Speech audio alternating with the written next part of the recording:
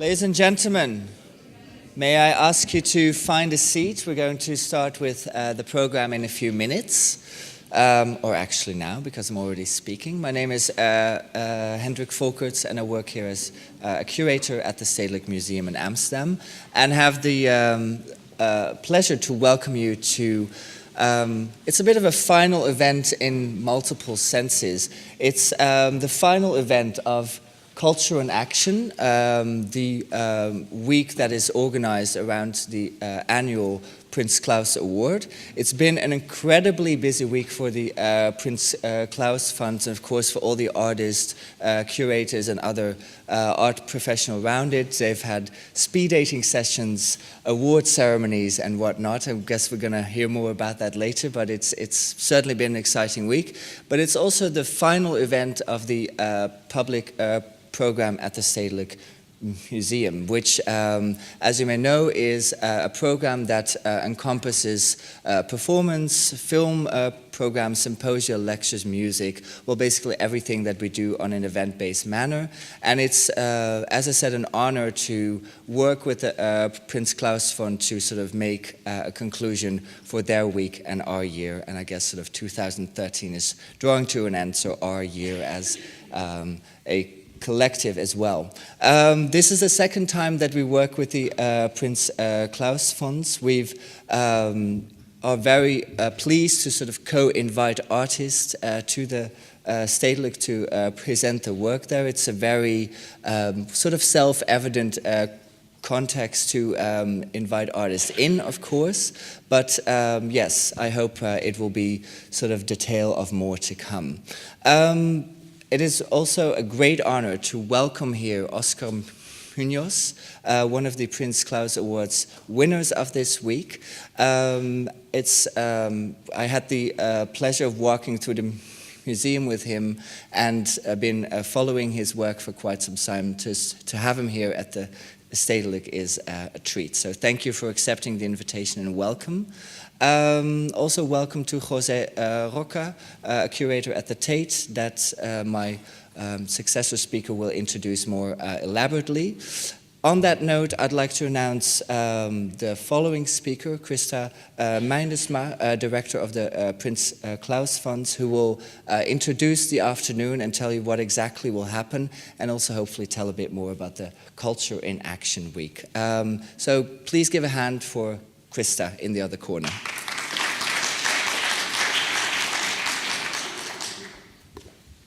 Thank you so much. Welcome, everyone, to the closing event of Culture in Action. It was already mentioned, a week full of events featuring the 2013 Prince Claus Award laureates. The event has taken place in different venues in Amsterdam. We started on Monday with a lecture by Lu Guang, Chinese photographer in the University of Amsterdam. We've had several events, encounters between laureates and Dutch artists and intellectuals in the Bali yesterday. And we're ending in this beautiful auditorium today with Oscar Munoz. And it's a pleasure to be here again and to be collaborating again. And I'm sure next year, in the next series, we'll continue this collaboration. Perhaps you've watched some of the posthumous presentation of the Principal Prince Claus Award to Fuad Ahmed Negem through the live streaming that we had of the palace on Wednesday. Or perhaps you had a chance to participate in some of the events. Perhaps you were at Bali or at the University of Amsterdam earlier this week. It is a real pleasure that today, this week, for the first time in the history of the awards, all the 10 laureates of the Prince Claus Fund are here and have been able to present their work, to debate their work, also here in front of a Dutch public who have been able to learn about their incredible work. The Prince Claus Awards, just for some of you who perhaps don't know, honor outstanding achievements in the field of culture and development. The awards are presented annually to 11 individuals and organizations whose excellent cultural actions have a positive impact on the development of their societies. It is my great pleasure to briefly introduce Oscar Munoz, whose work will be introduced by José Roca. José Roca was a member until this meeting of the Awards Committee, also known as the jury of the Prince Claus Fund. And we're very happy that he has served 4 years as a member of the committee and has helped us with all his knowledge of art and artists, with making the decisions that lead to this wonderful list of laureates that we have every year. José Roca is curator, it was already mentioned, and he is one of the top persons knowledgeable on the work of Oscar Muñoz. So we're very happy that José Roca has agreed to be here today, to actually extend his stay, because he didn't need to go to the meeting of the jury today, especially to introduce the work of Oscar Muñoz.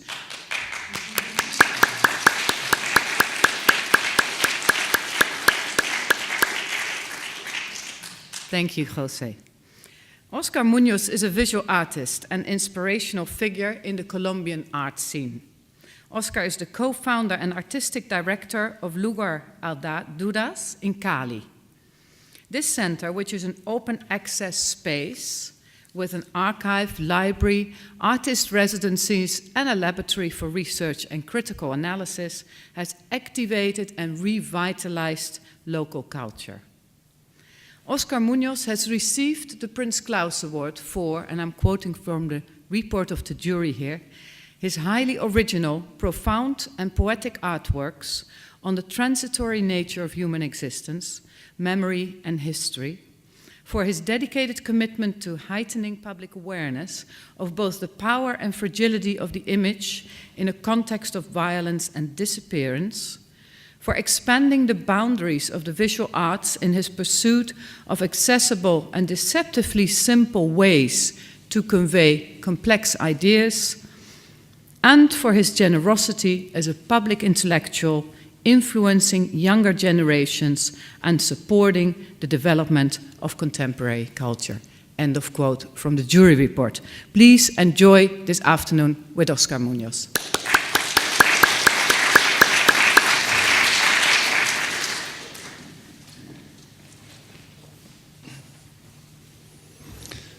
Thank you, Krista. Thanks for having me here. I will try to walk you through Oscar's work, giving some context to what he does, where he works, and the motivations behind some of his works.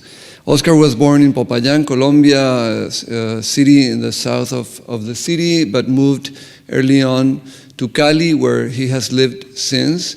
And despite the international acclaim that his work has garnered in the last years, he has decided to stay in Cali.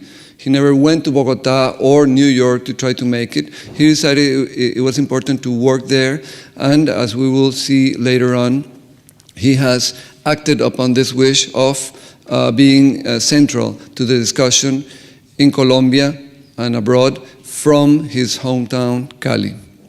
Oscar makes part of a group of artists that includes people like Miguel Ángel Rojas, who is roughly of the same generation, Juan Manuel Echavarría, also from the same generation, although a little sort of a late bloomer, and people slightly younger like Doris Salcedo, whom you might know well, and others that have showed in their works, have reflected how the ongoing internal war that to which Colombia has been subjected for the past half century has impacted the society at large, both the territory and the social body. So, people like Doris, this beautiful work called Mute Prayer, where this sod sort of a body that is lying there between the two tables lets grass grow again through the little cracks. Or José Alejandro Restrepo, slightly younger, but still within the same generation, that works on the relationships between colonialism and violence in the inception of the country. And And I sort of put this in context because Oscar has been grouped with them as part of these artists that are dealing with what we have called internally the aesthetics of violence, which was sort of a distinct trend in Colombian art between the mid-90s and I would say the mid-2000s. And it's a trend that some people continue working on that, some have already moved on to some other things because the situation in the country has slightly changed and it's reflected in the art. But to talk about him today, I chose not to frame his work within this narrow sort of understanding related only to a contextual reading of the work, but rather showing how his ongoing investigation on the relation between images and memory, of course, and loss, appeal to a larger sensibility that is not necessarily linked to the political and social situation in his native Colombia. Oscar was part in the 70s of a group loosely known as the Ciudad Solar, the Solar City Group. They coalesced around this cultural center, and they were not only artists. Oscar and Fernel Franco were artists, but also included many filmmakers like Andrés Caicedo, Carlos Mayolo, Luis Ospina, some of which went on to become pioneers in their respective fields.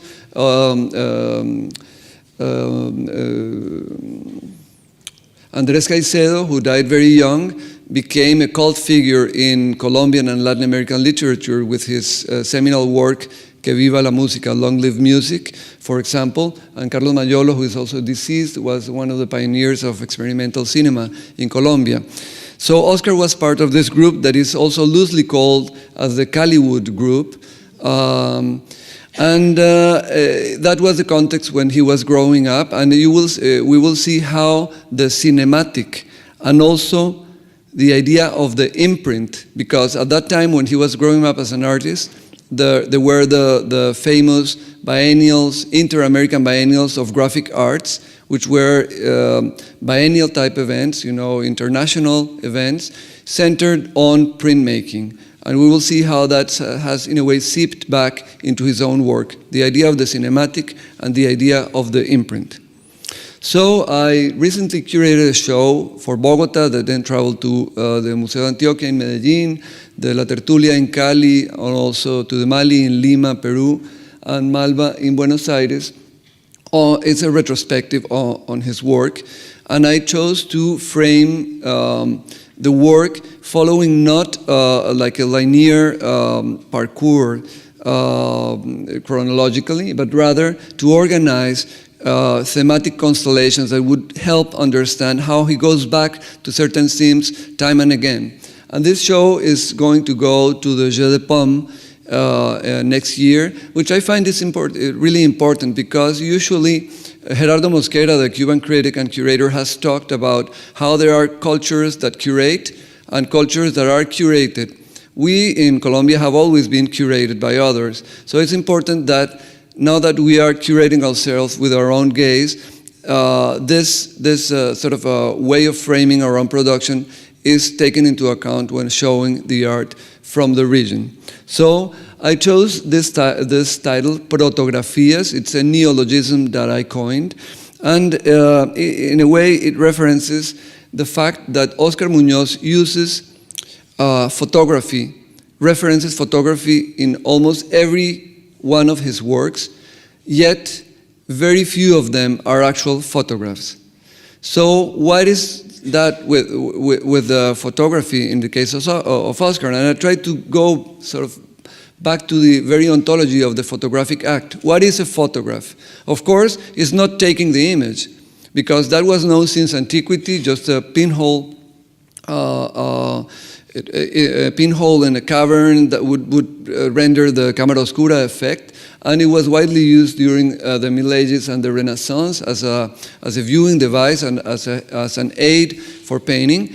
So the photographic act doesn't reside on capturing the image, it's fixing it.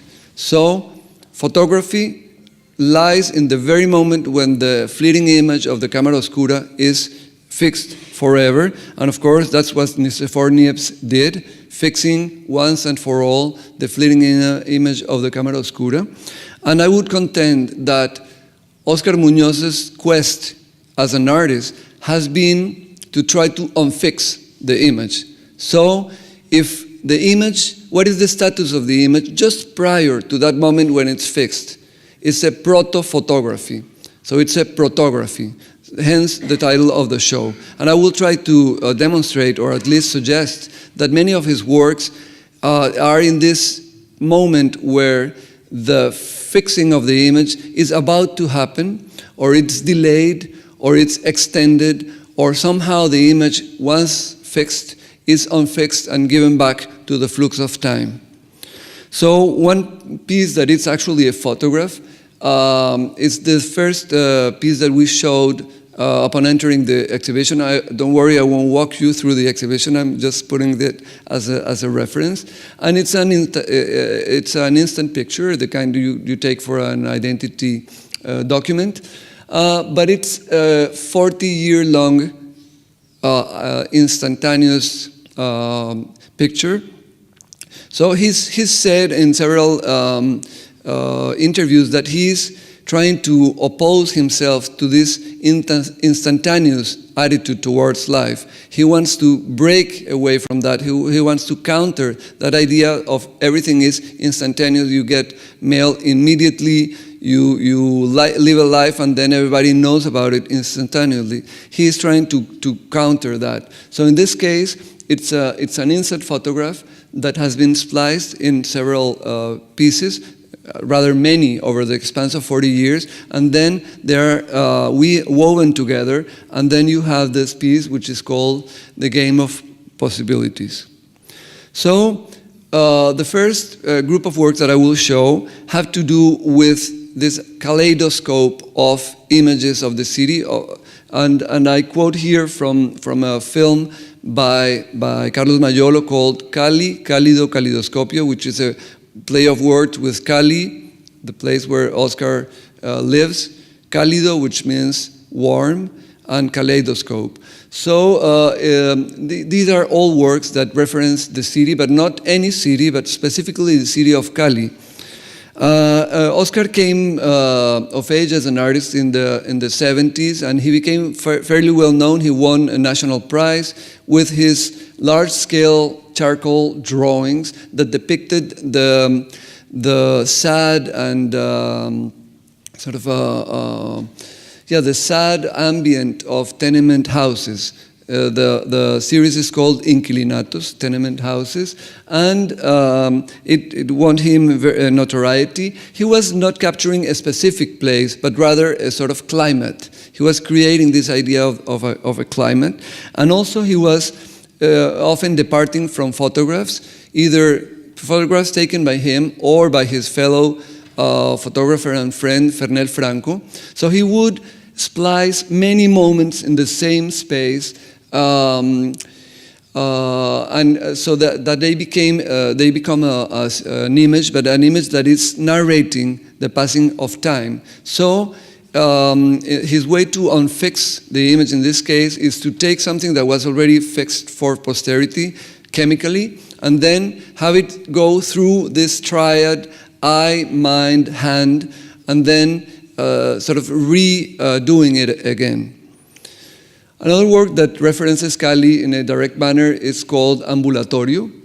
It's an aerial photograph of urban Cali, contemporary Cali, and he says that the impetus to do this work came from a moment where he was with someone, and someone mentioned that there was broken glass on the streets, and those in the time of the Cali cartel, there were many bombs and there were killings and there were all kinds of horrible things happening, and sometimes the only remainder of the violent act were those little pieces of glass that were scattered in the sidewalk or in the streets. So he said, maybe there is something there. So he decided to do this piece, which is an aerial photo of Cali, as I said, that is glued, it's attached to the underside of security glass. And then when the viewer, with all the weight of his own subjectivity, walks on the piece, it breaks the piece furthermore. So there is this sort of bodily experience of the piece, because you are walking on glass, you're walking on a work of art, well, first taboo, but you're walking on glass, and it sounds and it breaks as you walk on the piece. Another piece that also references Cali, it's a very, very complex piece. It's very complex to explain. I will try to do so. He went to several houses in Cali looking for the social uses of photography. One of the most widespread uses of photography is the family portrait. So photography as a stand-in for someone that are not there, usually loved ones or friends. And so the pictures are there to commemorate them. But of course, those pictures are a moment fixed in time. How to extend the action of these pictures in a more sort of social sphere. What he did was to acknowledge that the camera has no soul. The camera registers everything. When you look at a picture that has been framed with glass, you see yourself reflected on it, of course, but the eye discards that image.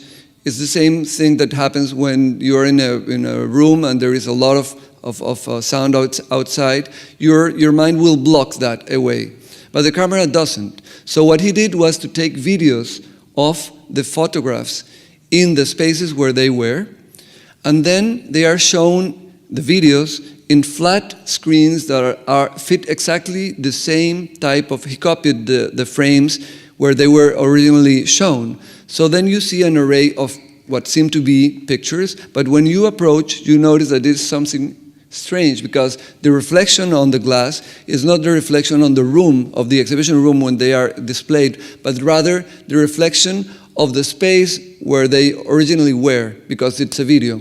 So these portraits contain time and the passing of time on those videos, and also contain space, and very specific social space, which is the rooms and the places where they were originally shown. So this is a close-up. So the reflection is actually the reflection of the house where this, with the conversations, the mother talking about the boy that is no longer there, etc. Also referencing Cali and the idea of the social uses of photography is this piece called El Puente, and a spin-off of it called Archivo por Contacto. In the 70s, when Oscar was still doing drawing, he hasn't sort of broken into other media, and I will show that later. He acquired a huge archive of negatives from a local photo workshop that was closing down. And these were very common in Colombia. In Cali, they were called fotocineros, which would translate roughly as photos cinema men.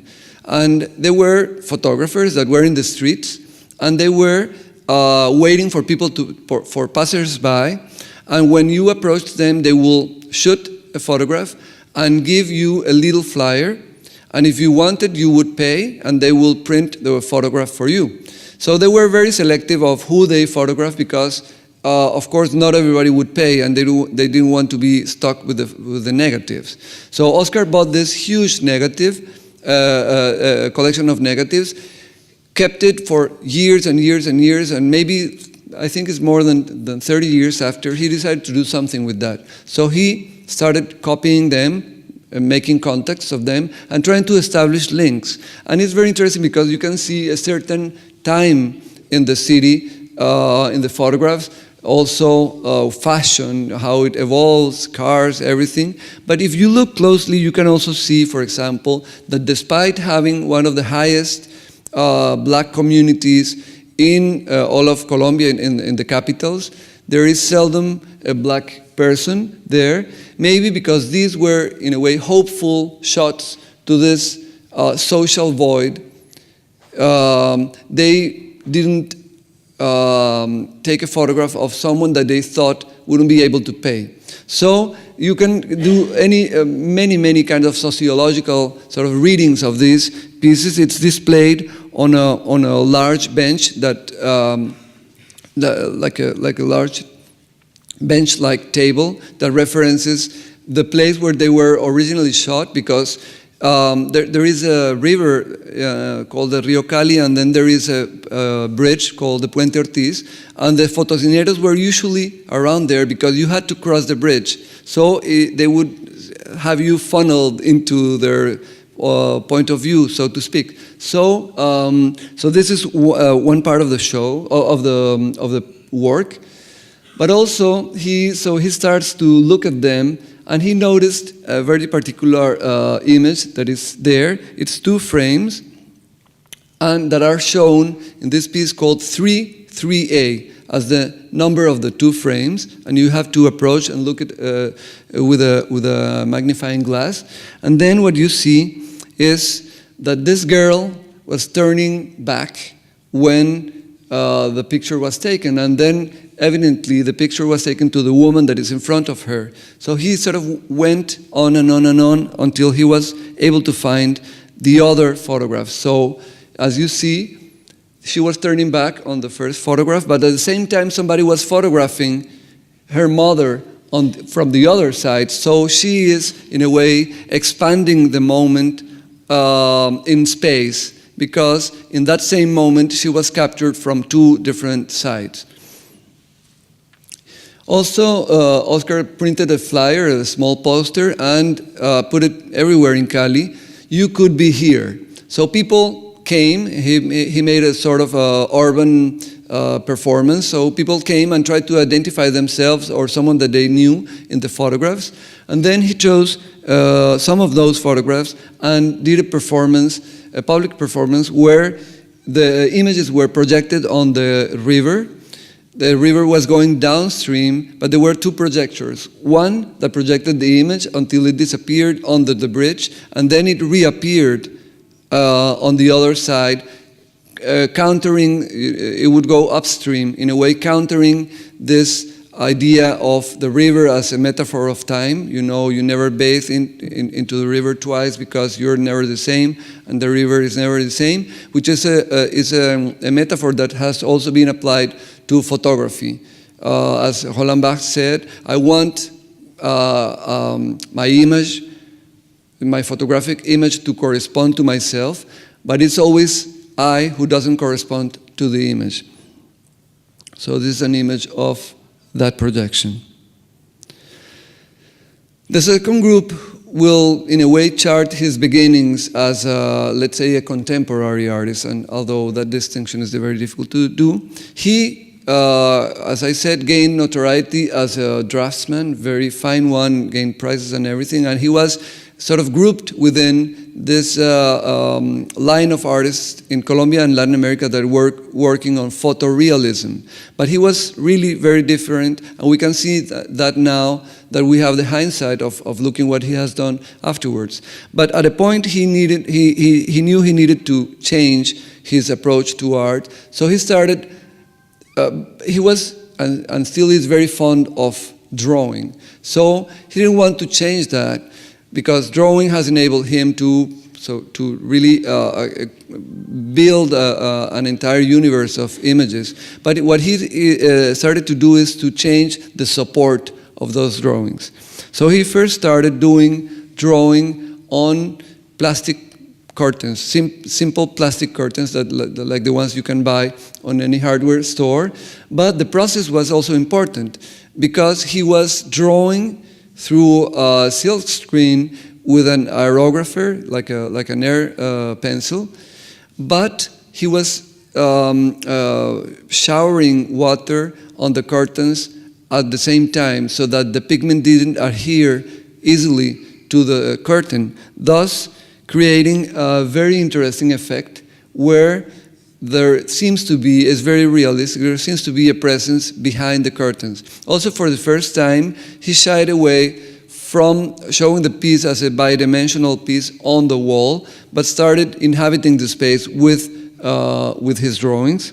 So this is called cortinas de baño, shower curtains, and are always shown in space, and they create a very powerful environment.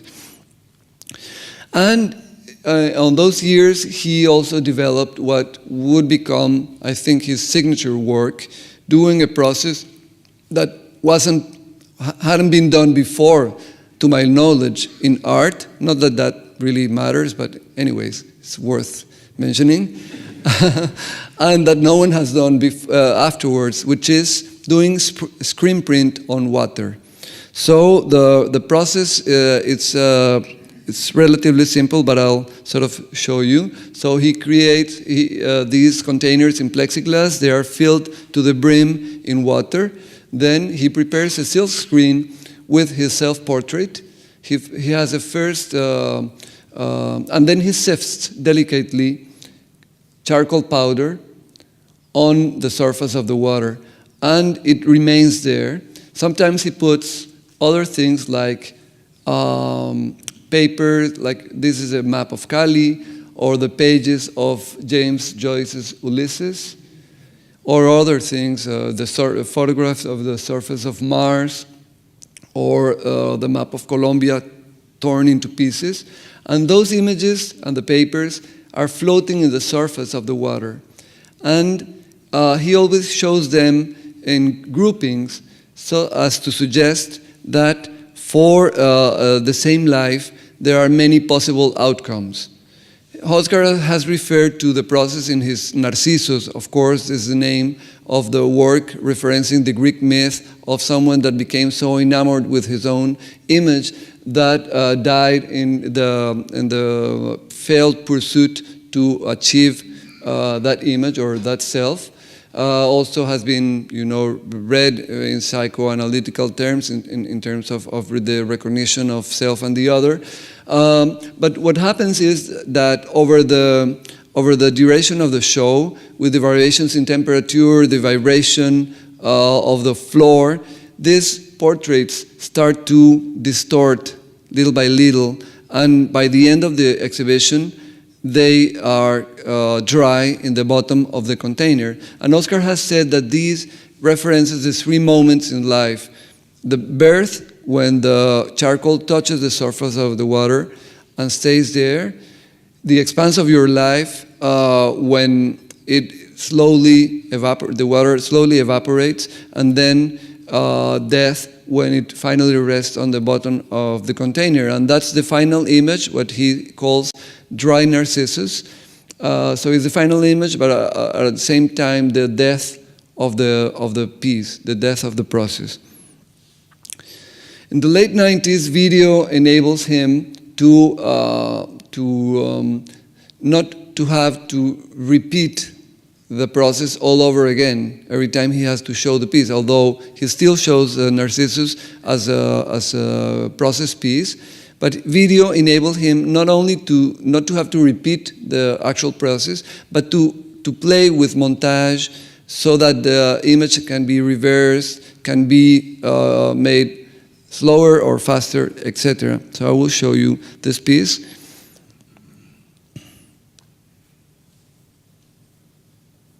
If I can.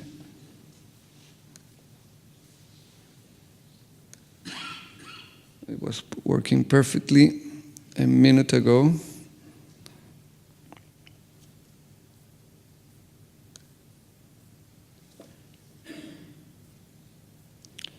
I'm sorry about that. Just a minute.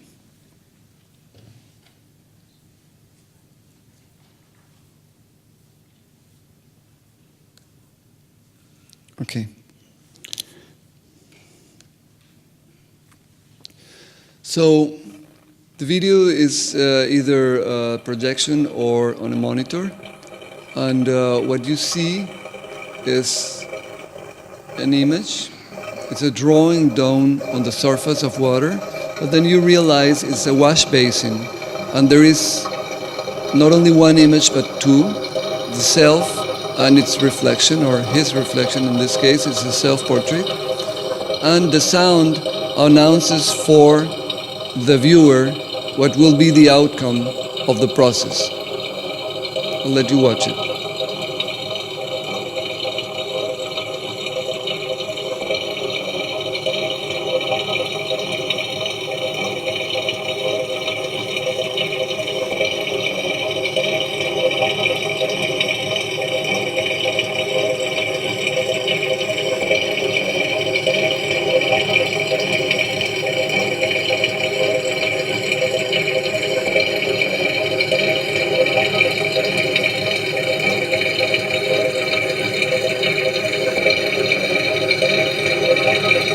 little by little, the two images start to bridge the gap that separates them, as if in a metaphor of the difficult process of self-understanding.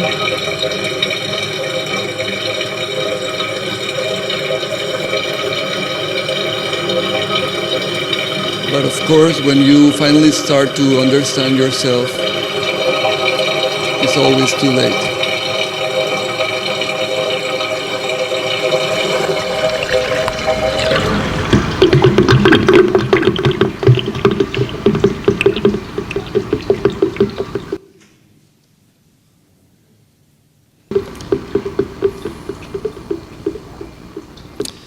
Línea del Destino follows the same principle. I won't show this video now because it's a little too long. I don't want to make the presentation to bore you. But it's also the same principle. There is a little puddle of water in his own hand, and you see the reflection of the artist looking at himself. But the hand is trying to steady the image so that he can see himself properly. But it's never possible, of course. And then when he finally is able to steady his hands, the water has already gone through the fingers. Oscar has worked with many of the basic elements, as we saw: water, also earth in the form of the charcoal powder, fire, and air. And we will see those pieces later on. Not only having a deep understanding of the material itself, but also the symbolic and even mythical implications that those materials embody. This piece is called Pixels and references several things. One, how in the news, in TV, oftentimes to spare the viewer from experiencing a gruesome image, then it's pixelated, also to obscure the identity of the person.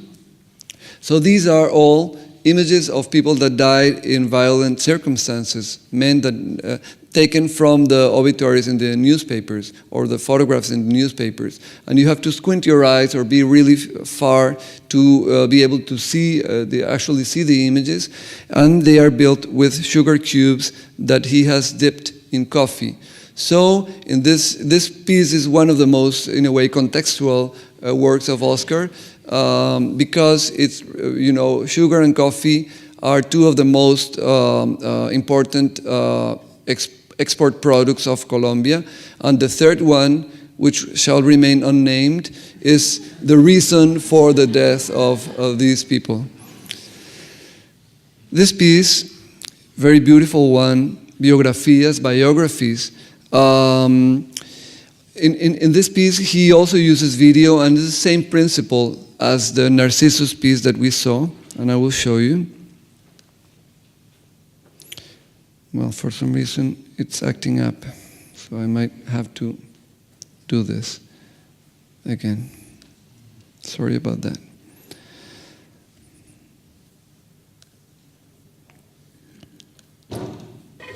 So the piece is in a large, obscured room. You have 3 or sometimes 5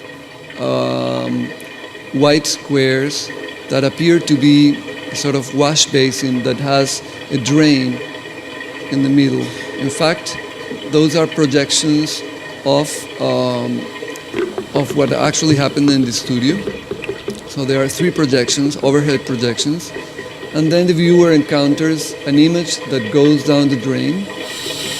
But while one of the images is going down the drain, the other 2 are in different stages of disappearance and eventually reappearance. And in a context like the context in Colombia, where the word "the disappeared" has a very specific political connotation, this piece, which depicts people that are no longer here, dead people, that are coming back into life as the video is reversed, taking away a political stand, because in Colombia, especially at the height of the drug war, during the mid-90s to the mid-2000s, one massacre, the images of one massacre replaced the previous day or the previous week one, so that in a way all death became just a statistic. So this piece is trying to sort of reassert the presence of the individual that in a way comes back into social sphere to haunt us and resist that double death that signifies oblivion.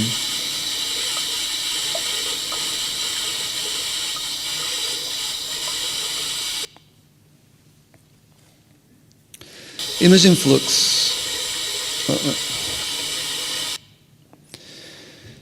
So in the last years, Oscar has worked with images that are not stable. As I said, the idea of a protography is that image that is not fixed, and that has been a constant in the later work. One of his most best-known works is called Retrato, and I will show you.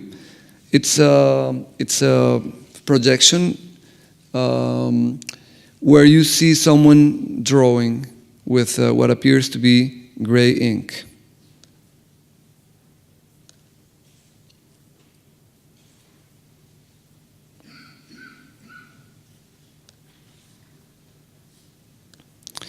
The title of the work, Retrato with a slash, has a double meaning in Spanish. It could be retrato, as in portrait, or retrato, I try again. So it's someone painting, Oscar painting his own image. This could be also read as a variation on the Narcissus theme. But he's drawing with what appears to be gray ink, but then you realize at a moment that what he's working with is water, and he's painting on a slab of concrete that is being lit by the vibrant sun in Cali, so that the very medium he uses is conspiring against the stability of the image. So, but he continues. So when he paints one part of the image, the other one is disappearing, and so on and so forth. So besides referencing the myth of Narcissus, he is also talking about the myth of Sisyphus, who was determined to carry away a task despite the fact, or regardless of the fact, that he knew that every day he would have to come back to square one. So this idea of tenacity in the definition of the traces of identity, it's a really strong and poignant commentary on the fleeting the fleeting role that images have today in society.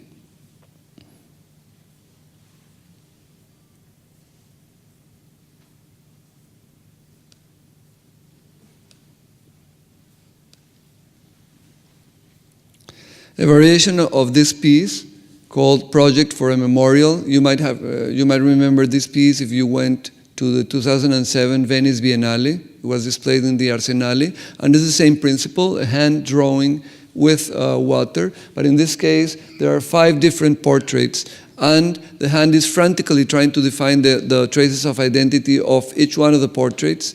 So it goes from one portrait until it finishes it, and then it goes to the next, and is this sort of futile effort to capture the identity of these persons before it goes away.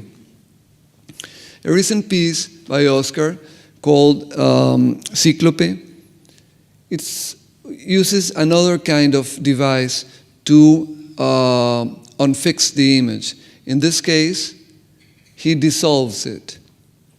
So the image it's a basin that has this pool of water, and in fact it has a whirlpool, so it's going down the drain all the time. And a hand takes an image, a photograph, and dips it in the water until it completely dissolves. Little by little, the water becomes soiled with the graphite that was used to print the images, which are, of course, printed images that are unfixed. And becomes the sort of the iris of this enormous eye that is devouring everything.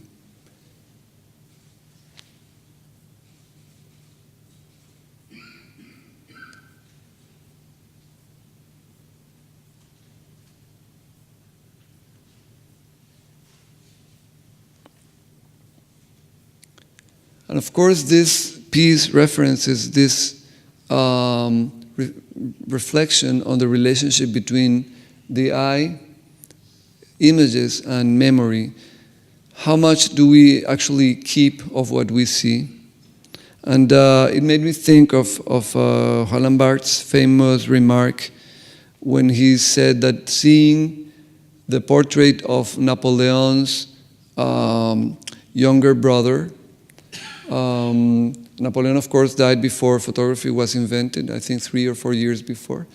And but his little brother grew up to be photographed, and he said, Roland Barthes says, I still have this shudder when I realized that I was looking at the eyes who looked at the emperor. And he also says that he is interested in the paradoxical status of this image of this man who was about to be executed, because he says he is dead and he is about to die. So this idea of what comes through into memory through the view is through the gaze is one of the points that animates that piece that we just saw, in my opinion. This is one of the newer pieces of Oscar's. It's called Sedimentations. And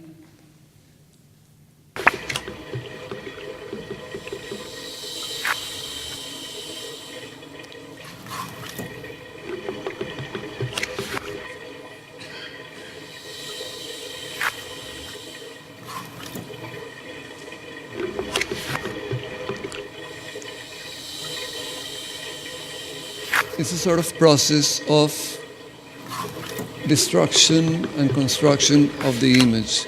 So there is this, it's actually a projection on a table. So you get to experience the piece standing up. And many of these images are deeply rooted in our collective memory. Some of them are more local to Latin America, and some of them, or Colombia, and some of them are strictly personal, his parents, etc. On a similar vein, there is this piece called Solitary Editor that directly references Aby Wartburg's famous Mnemosyne archive, which consists of a series of images that he sort of related between, established links between them following his own set of principles. In this case, it's a sort of game of solitary, but it's a game whose rules we don't know. And it's a fascinating essay on our collective visual culture. And to finish, because I have only 5 more minutes, the idea of the imprint in the work of Oscar. He has several pieces where he has referenced prints or used printmaking or diverse forms of printmaking, as I showed. The Narcissus is one, but also characteristics of the print, even visual ones, like the dot matrix pattern that is used in commercial lithography. This piece is called Intervals While I Breathe, and it's a series of portraits of the artist smoking, done with the burning tip of the cigarette. So the work is constituted in the interval between the puff of smoke that adds death to the body, and then the exhalation of smoke that adds life to the image.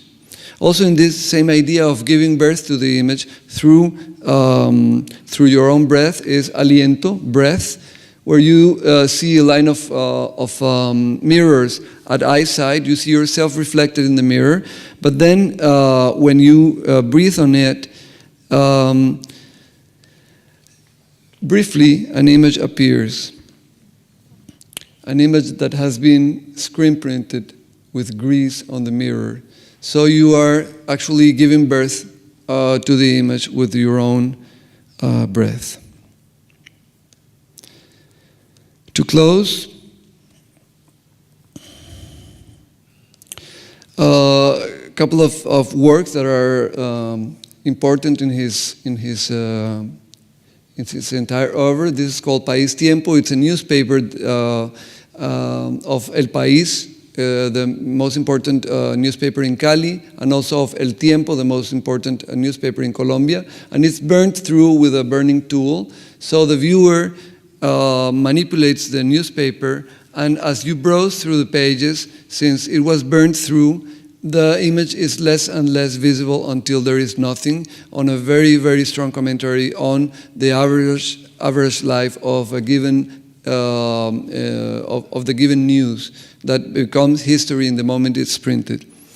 And this piece, which I will end with, that he did for a project that I did in Philadelphia, he found out that the very first self-portrait in the history of photography was done in Philadelphia by this man, Robert Cornelius, who photographed himself while doing tests for a faster emulsion, and that became has become a very famous image. So when doing a project for Philadelphia, he appropriated Robert Cornelius' image, and he etched it on the back of a small mirror that he had taken the protective layer from behind. So what happens is that this work, which bears the image of Cornelius, the first self-portrait, is actually it's oxidizing every time. It's an edition of 50, but all of them will have a different outcome because air is acting on them because they are not protected. So if the Cornelius's great achievement was to stop the image of the camera oscura, of the self-portrait for history, Oscar is taking that same image and sort of taking it back into life itself. So I'll leave you with an image of Lugar a Dudas, the place that he created. So he started in a social space, Ciudad Solar, and he, 10 years ago, decided to create with Sally Mizrahi, who is here, this space called Lugar a Dudas, which translates directly as the space for doubt, which is an independent space that has incredibly animated the local scene in Cali, and I would say in Colombia and Latin America. So many thanks. I didn't mean to be too long, but I thought this kind of work needs to be explained and needs to be known in order for us to have a more sort of fruitful conversation in front of you. Thank you.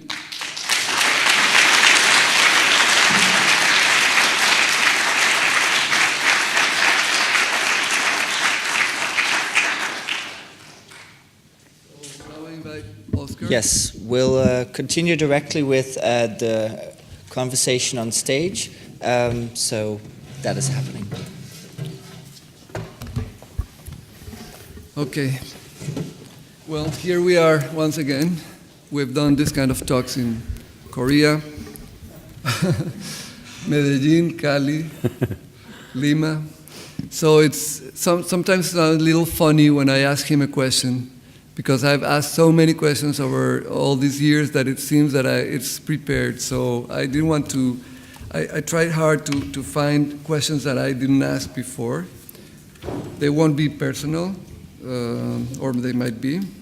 So I would like you to tell us, what were your references when you were becoming an artist? Who was your primary influence? Was it local? Was it cinema? Was it from someone from abroad? Was it a movement? Who were you looking at, and what were you thinking when you were developing your own career as an artist? Bueno, antes que nada, I want to say thank you to Krista and Prince Claus team to have the opportunity to stay here with you. Ahora sí en español. Bueno, yo no sé, pienso que digamos como que el lugar de las influencias más importantes para mí ha sido las experiencias de la infancia. Yo creo que de allí salen, digamos, como muchas de las cosas que de alguna manera, elaboradas de otra manera, han resultado, digamos, como en estos trabajos.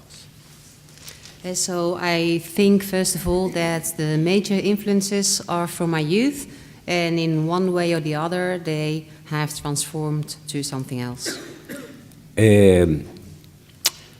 Las influencias mías, pues obviamente son muy contaminadas, pueden haber referencias muy cultas, digamos, y también muy prosaicas. Sin embargo, tengo que decir que una de mis artistas preferidos cuando yo empecé a hacer los trabajos en dibujo fue Vermeer de Delft. ¿Cómo se llama él? Vermeer. Ah, Vermeer, holandés, vale. Okay, so my influences, I think a part of them are very contaminated, especially in the beginning. A lot of them were very prosaic, and I think that my favorite artist would be when I started to sketch the Dutch artist Vermeer. ¿Vas a continuar con algo? No. Está bien. And what was the impetus to change from, because you were already a very well-known and established artist with your Vermeer-inspired chiaroscuro drawings of women in these tenement houses, besides window. Those works were really widely known and appreciated in Colombia. So you were in a comfort zone. What made you change change so dramatically? Because when you started doing the curtains, nobody in Colombia was doing anything similar. It was like a very bold move. What motivated you to start changing and using other materials and supports? Bueno, digamos en los años 70, cuando yo entro, digamos, a ser parte del grupo de artistas que hicieron, digamos, como dieron como una idea de, por primera vez, digamos, como un panorama de lo urbano en Colombia, que fue a través del dibujo. Yo hice parte, digamos, de ese grupo. Pero luego en los 80, digamos, me parece que hay un momento de crisis para todos y de alguna manera, digamos, eso produjo un cambio en cada uno de nosotros y una búsqueda como personal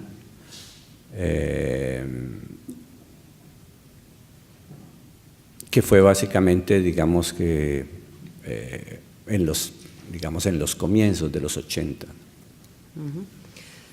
First of all, in the 70s, I started to be a part of the group of artists for the first time, and we really tried to give an overview of urban life through our drawings. And then afterwards, in the 80s, there was like a crisis for everyone, and this led to a change of everyone. And through this change, we tried to begin our personal change. Y es, digamos, como en los comienzos de los 80 que yo empiezo a pensar que este material que había venido trabajando toda la vida desde que era estudiante en arte, que es el carbón, era una sustancia que en sí tenía, digamos, como un carácter, una fuerza expresiva, una materialidad y un sentido, como un elemento vivo que es carbonizado y luego se convierte en polvo cuando dibujamos, pero que a su vez, digamos, ese dibujo se materializa en una imagen. So at the beginning of the 80s, I started to think, what about this medium, charcoal? I always used it since when I was a child. I really thought it had a very expressive force, so this material is an element that is basically alive. So then I started to think about the charcoal, then it becomes dust, and then you can make an image with it. Y bueno, básicamente yo creo que no he cambiado mucho, realmente he seguido usando por mucho tiempo, por muchos años hasta ahora, el polvo del carbón como una materia, digamos, que tiene un sentido para mí. Y adicionalmente, digamos, el agua como también como un elemento expresivo, con un sentido, con un carácter. Sin embargo, la unión del agua, se supone que la tinta, el origen de la tinta es una combinación que lo hicieron los chinos hace muchos años, la combinación del carbón con el agua. So during the years, I haven't really changed a lot. The dust of the charcoal really makes a lot of sense to me. And also water is another element that I've used a lot. It's very expressive, it has feelings, specific character. And also the origins of the China ink, supposedly it's made out of water and dust, makes it very special. Bien. ¿Puedes hablar un poco de cómo era Ciudad Solar y cómo fue esos cruces entre todos los que estaban participando de ese momento en Cali? I'm sorry. I'm asking him if he could elaborate how was that moment in Ciudad Solar and how they were cross-pollinating each other, filmmakers, writers, photographers, and artists. Bueno, tengo que decir que Ciudad Solar, creo yo, fue el primer espacio independiente que existió en Colombia. Y este espacio, digamos, era un lugar para mí muy particular, muy especial, donde, digamos, unos amigos hacían cine, hacían fotografía, presentaban obras de teatro y también exposiciones. Allí, en ese lugar, hice yo mi primera exposición con Miguel González, quien era el director de la sala y quien fue que me invitó y quien sigue siendo, pues, digamos, uno de mis cercanos amigos. In Ciudad Solar, I think it was the first independent space of Colombia, and for me it holds a very special place since we started with a group of friends. Some of them did cinema, others photography, others theater, and also exhibitions. And my first exhibition was at Ciudad Solar with my now good friend Miguel González, who at that time was the director of that place. So, but did you work collectively with other artists, filmmakers, and writers in Ciudad Solar at that point or afterwards? Bueno, en ese momento, además de Miguel González en la galería, estaba Carlos Mayolo, Luis Ospina, Andrés Caicedo y Ramiro Arbeláez. Los tres primeros vivían allí, en el segundo piso del espacio. Y Ramiro, digamos, que ahora es un historiador de cine, junto con Luis Ospina, digamos, siguen siendo también mis amigos, y con ellos, digamos, de alguna manera participamos y colaboramos en actividades que tienen que ver con el cine, ahora en lugar a dudas. At that time, there were four other artists, Mayolo, Espina, Ramiro, and Alberais. The first three, Mayolo, Espina, Ramiro, they lived on the first floor of the building. And Ramiro now is a historian of cinema. And together with Espina, the two of them are my very good friends, we have done some projects, some activities within the cinema area. Yo recuerdo que cuando encontramos una casa para lugar a dudas, yo hacía tiempos no veía a Ramiro Arbeláez y lo invité a conocer la casa y me dijo, esta es la casa donde yo viví toda la vida, mi infancia. Resultó que había sido la casa donde él había vivido su infancia y por alguna razón del destino el lugar donde nosotros proyectábamos cine era su cuarto. De alguna manera tenía esa relación con lo que dice Buñuel, que el cine es lo más parecido al sueño. So when we started to look for a place, for a house, to do the project of a place for doubts, then we went with Ramiro Arbeláez. I invited them to go and have a look. And then it turned out that it was the place where he was raised. And even I think that it was pure destiny, the place where we did the cinema, it was where he slept. So that was a coincidence. And also, like Buñuel used to say, is that cinema is very similar to a dream. Bueno, y entrando un poco más a las motivaciones going into the motivations of the work. When did you encounter photography, and what do you think about photography? What is photography for you? What are its uses? Because you've spoken a lot about photography, sometimes through your own words or sometimes quoting other people. So what is photography for you, and how do you approach the medium?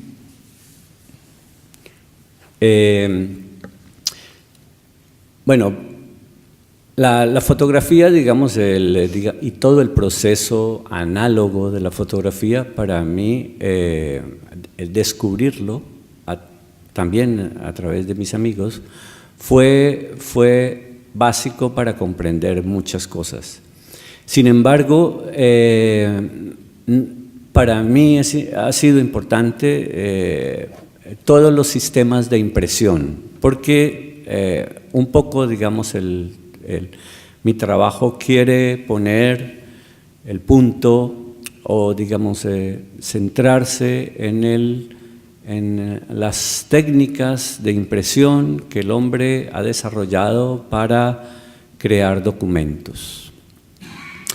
Y centrarse, digamos, en el acto, digamos, en el preciso momento donde se consolida la impresión, donde el documento se consolida o no. Ese lugar, digamos, donde la memoria es memoria o no. Es básicamente donde lo que más me interesa explorar, digamos.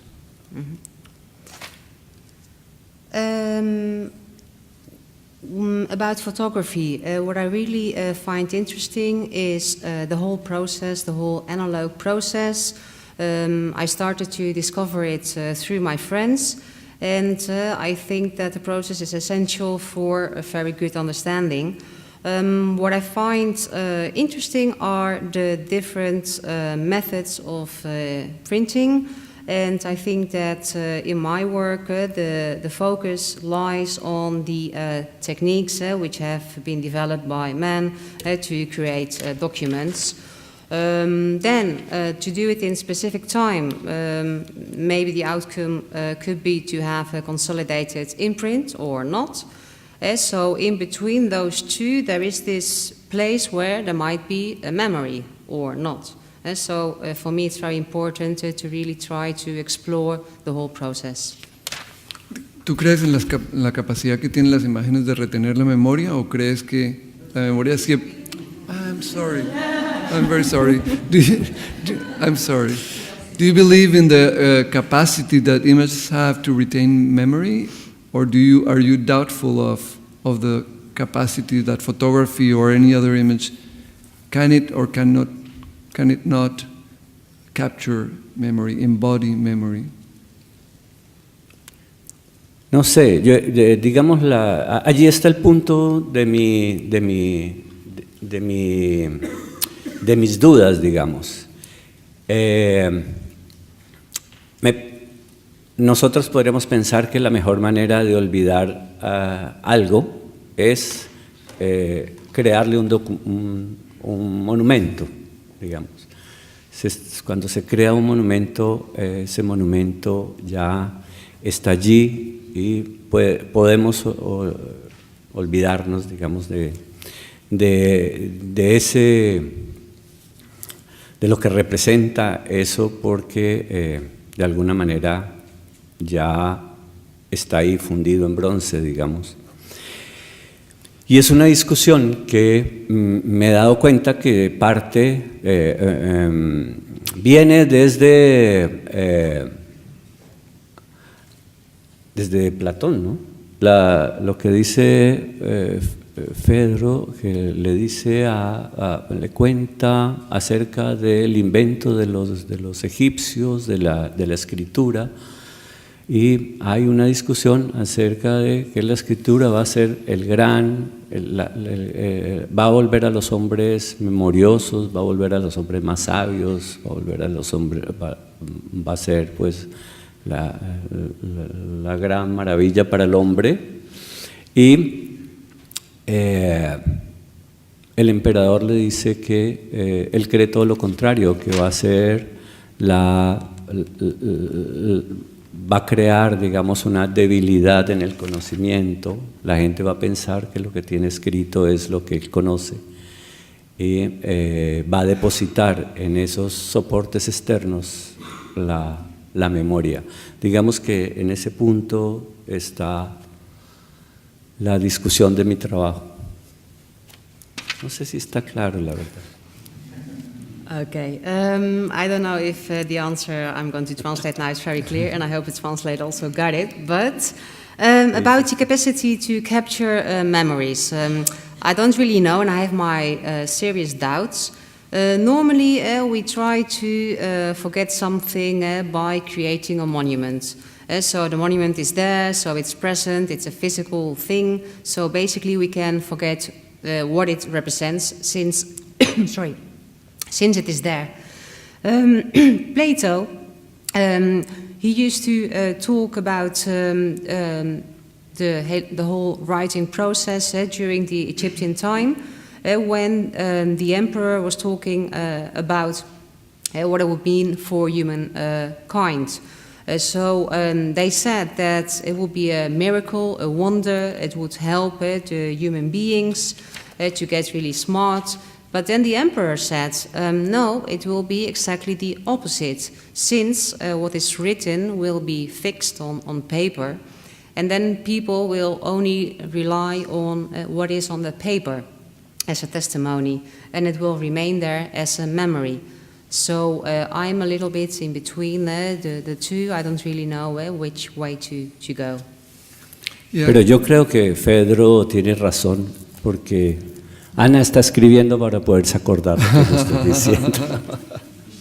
But I think that Pedro is right, because even myself, Anna, the translator, is writing stuff to be able to recall what my colleague here has said. So. Yeah, but indeed we have seen that in our own lifetime, because we used to know many phone numbers by heart, and now we don't, because it's written down, and we don't know any. So we rely in those devices to keep our memory for ourselves, and it becomes more and more that our memory is stored somewhere else.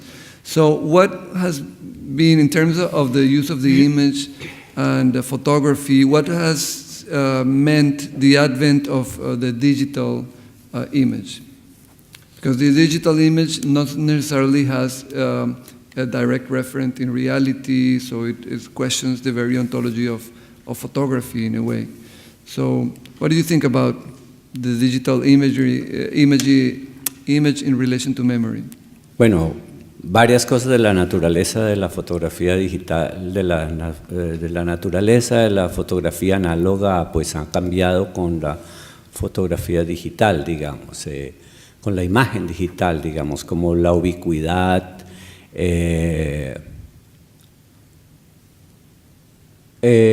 no depender, digamos, de un soporte de papel como nosotros la usamos toda la vida. Sin embargo,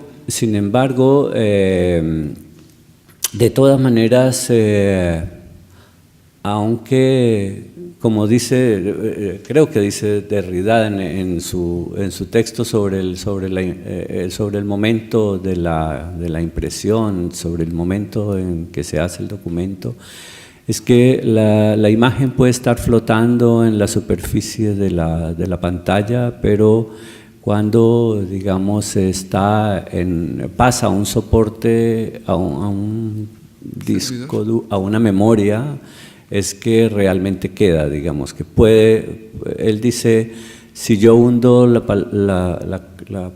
tecla Save, este documento se vuelve documento, si no, está flotando en la superficie, digamos, de la pantalla. Mm-hmm. Of course, the aspects of now the digital photography have changed everything. So have changed the analog photography. For instance, the only medium is not paper anymore, and also the ubiquity. I don't know what I wrote down here. I'm so sorry. Ubiquity. Yeah. Okay. Thank you. Also is different now, and also Derrida said that the moment of imprint, the image may be floating on the surface of the screen, and then finally it can be attached as a memory. For instance, the example here is the key C. So it's floating, but when you press it down, then it really becomes part of the document. Okay. Sin embargo, digamos, lo que yo quiero decir es que lo que yo trabajo en general es una metáfora que se opone, digamos, la memoria vital, digamos, la memoria nuestra, a la memoria que se soporta, que necesita de un soporte. Un soporte externo, ¿no? Creo yo.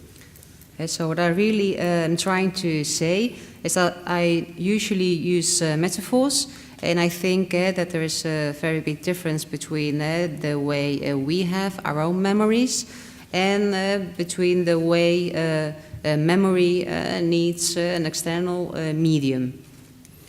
Okay, I would like to open up the mic for the public.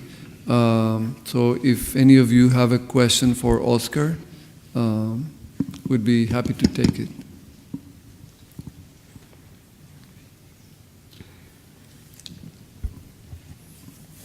Good afternoon. Thank you very much. Really fabulous work. I was struck by Señor Roca, who is mentioned Roland Barthes several times. And I was wondering what Mr. Muñoz how you would respond to that, because my sense of Barthes in a way is that he very much works, very much at the play between absence and presence. And it seems to me, And it seems to me that one of the things this work is doing, which is why it's so powerful, is that it's really dealing with not the one or the other. It's not just the play between the two, but the sense of the fugitive, the disappearing, the evanescent. And so I guess I wondered how you would respond to that. Well, I quote Barthes several times because I think he's one of the most lucid interpreters of photography. He said that photography reproduces mechanically what cannot be repeated existentially. And I think that when Oscar quotes Barthes in his answers, or the text that sometimes accompany some of his works, is because he's also dealing with this uncertainty about what the status of the image is. Is it presence of an absence? If it's the testimony of something that is no longer there? What exactly is this? Where is this tension between presence and absence solved? So I don't know if your question is more towards why I quote Barthes, or more to Oscar to ask him what does he think about this reading of his work. Okay, sorry, perhaps I wasn't entirely clear. I guess my sense, and I would like Senor Muñoz's opinion on is that this work actually radicalizes that part in Barthes. Seems to me it's much more, radical, much more fugitive. It's not absence, presence, or even the play. It's much more profound. Yeah. Sino que es mucho más radical que lo que dice Barthes. ¿Es una pregunta?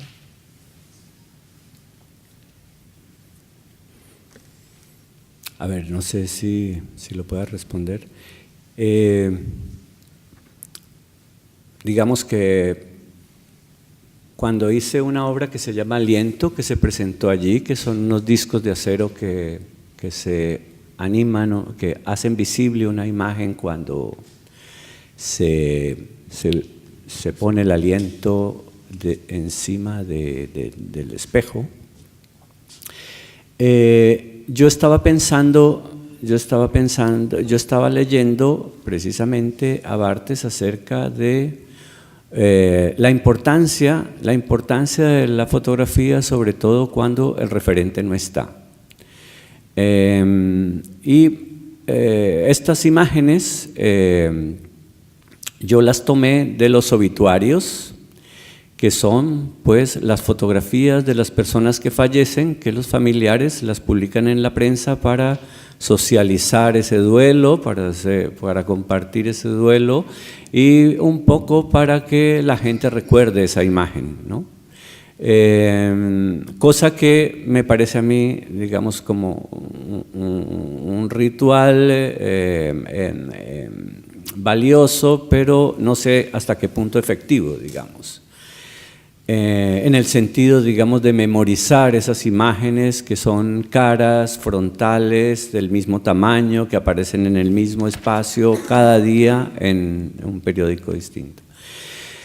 De manera que yo pensaba que cuando el referente no está, el retrato, digamos, tiene una importancia mucho más fuerte para las personas que comparten ese duelo. Y de alguna manera yo estaba buscando cómo hacer para que esa imagen tuviera algo. Beste bezoekers, het is 5:30. Het museum sluit over een half uur. Het restaurant blijft de hele avond open. De alguna manera. Ya estaba advertido. The restaurant will be open all evening. Bueno, lo importante era que yo estaba buscando una manera para que realmente hubiera un elemento punzante, lo que dice Barthes del puntum. ¿Cuál podría ser el elemento punzante de esas fotografías que me parecen tan fáciles de olvidar? Y lo que encontré es que la presencia y la ausencia, digamos, el saber que nosotros no podemos mantener el aliento para que la imagen permanezca allí, podría ser el elemento punzante. No sé.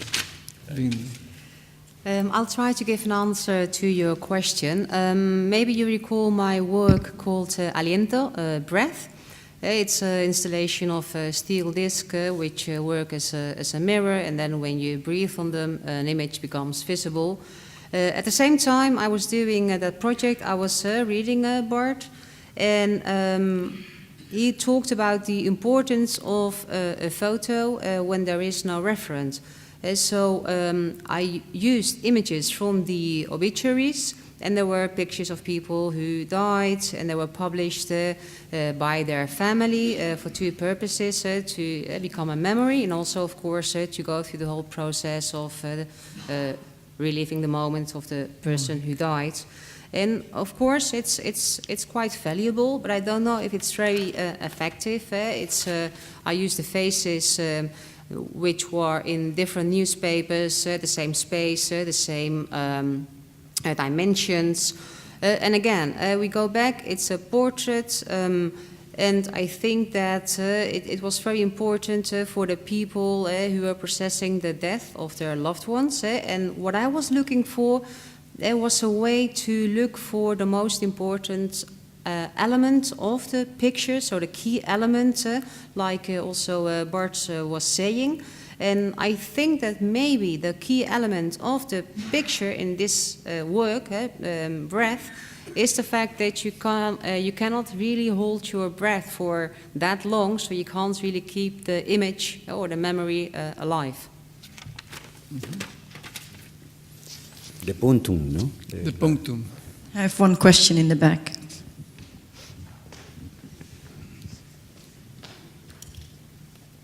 Thank you. Talking of memory, hablando de la memoria, what do you see in the younger generation of artists in Cali, aside from the memory of your own youth?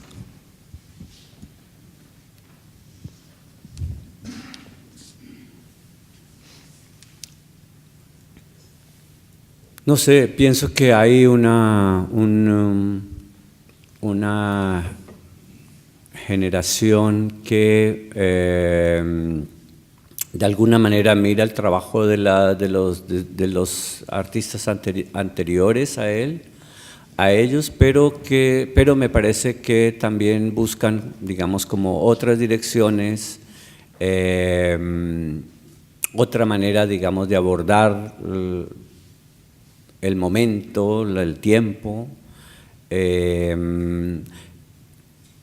Un poco, me parece a mí, más diverso, más múltiple, vigoroso de todas maneras que nuestra generación, yo creo. So I think if I look at the generation, of course they do tend to look also at previous generations or other artists from the past, but I also think that they tend to go another way. So they work in a different manner with time, moments, more diversity, it's more vigorous, and they use multiple ways of doing it.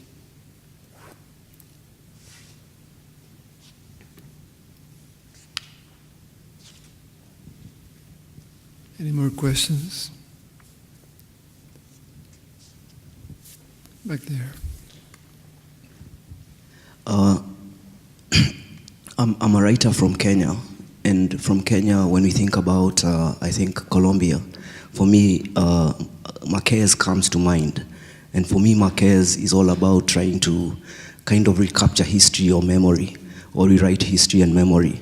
And I'm just curious whether you see any literary figures that you feel achieve some of the things your work is trying to achieve.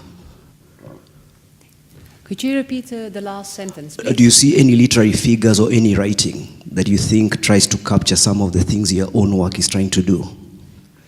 Si también ves algunos elementos en escritores que captan los mismos elementos que tú intentas expresar en tus obras de trabajo.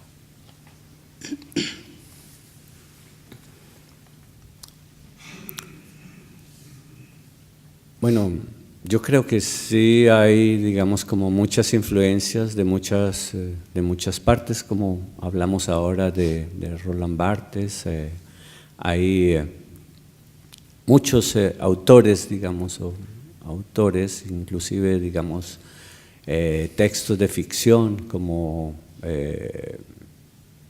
Paul Auster, digamos, que es un escritor que me interesa mucho, o filósofos, digamos, como Walter Benjamin o Richard Sennett, que yo he leído y que me han interesado y que de alguna manera,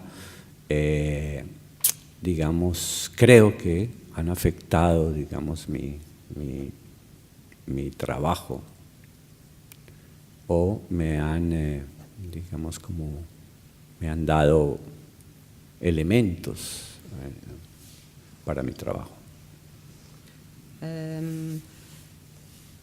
Of course, when we talked previously about Roland Barthes, there are a lot of influences, like you were asking, from other writers, for instance, fiction writers like Paul Auster, and also philosophers like Walter Benjamin, Richard Sennett. So, of course, they've had a lot of impact on my work.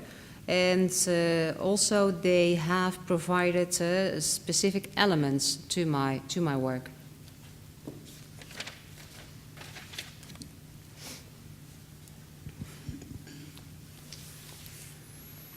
Okay, if there are no more questions, oh, there is one here.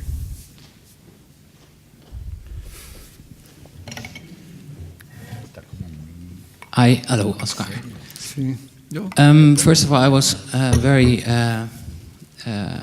fortunate to get a chance to exhibit in your space, which was really great. It's a space of doubt, and I'm curious, in your own work, you created this space of doubt for younger artists, the new artists. How is this space of doubt still visible in your own work? Is there still space of doubt concerning newer technologies, or do you still see space of doubt in your own work? Todo el tiempo.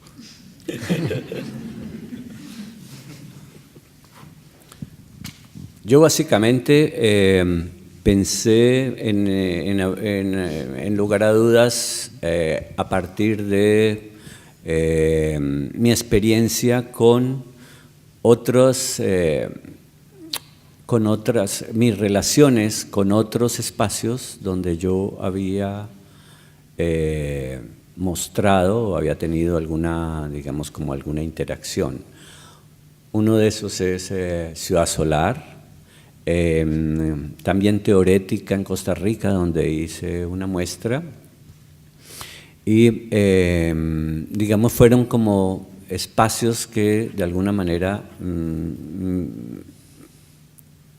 inspiraron la posibilidad de abrir un espacio en Cali en un momento muy difícil para la ciudad, un momento que no tiene nada que ver con, digamos, el panorama de la ciudad hoy en día. Cuando nosotros abrimos el espacio, la situación en la ciudad era muy complicada. Teníamos un presidente que se llama Álvaro Uribe, que tenía como el 83% de popularidad en el país, y eso me parecía una cosa aterradora, a varios nos parecía aterradora. Y bueno, y no había realmente una institución que pudiera, digamos, como ser la que reunía, aglutinaba a un grupo de artistas jóvenes con mucha fuerza, muy activos, muy fuertes, muy vigorosos, pero que estaban, digamos, como aislados entre sí. Un poco, digamos, esa fue como nuestra intención, ser una plataforma para el encuentro. Sí, pero también le preguntaba si todavía en su trabajo actual todavía hay lugar de dudas en su trabajo actual, como un juego de palabras. No solamente la historia, pero también si en su trabajo, pues hoy en día, pues sí puede explicar si de qué duda, cuándo duda, si duda, etc. Absolutamente. Mi trabajo es absolutamente un lugar para las dudas, Okay, to give para la incertidumbre. To give a direct answer to your question, it's a yes. A lot of uncertainty and all the time. Maybe also, I'll translate the answer. It's about the history of a place for doubts. We started this platform, this place, parting from my experience I've had in other spaces like Ciudad Solar and Teoretica in Costa Rica.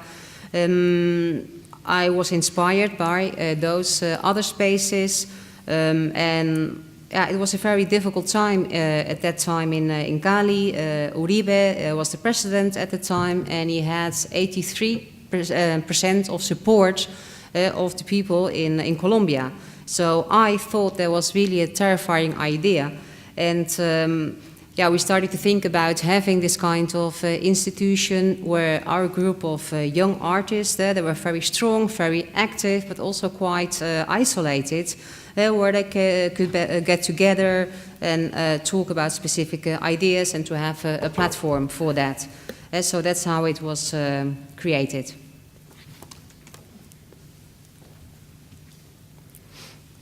Ahora, obviamente yo creo que el lugar a dudas no ha solucionado nada, pero ha sido de todas maneras un espacio donde se encuentran los que el otro 17% posible de ese terrible 100%. So I must admit that it didn't really present a lot of solutions to the problems at the time, but I think that at least it was an open space for the remaining 17%. So the 83 was for Uribe, and the other 17 at least tried to think about the solution. But I think that's more than enough, because, of course, art cannot change society, but it contributes to change the mind, the outreach, tolerance of a part of the population. And what Lugar a Dudas did was to provide a space for those who didn't have that space, and to try, if not to knit back the social fabric, at least the cultural fabric or the artistic fabric of the city, and that it did in a very eloquent and efficient way, in my opinion. Mm-hmm. Bueno, y es de todas maneras algo que solamente se va viendo con el tiempo, ¿no? Los impactos o las influencias que puede haber. And it's also something that you can only see with time, the impact that it will have, influence on something. So in a period of time. Mm-hmm. Okay. Well, we thank you for being so patient, and we hope that you enjoyed the presentation. Let's give him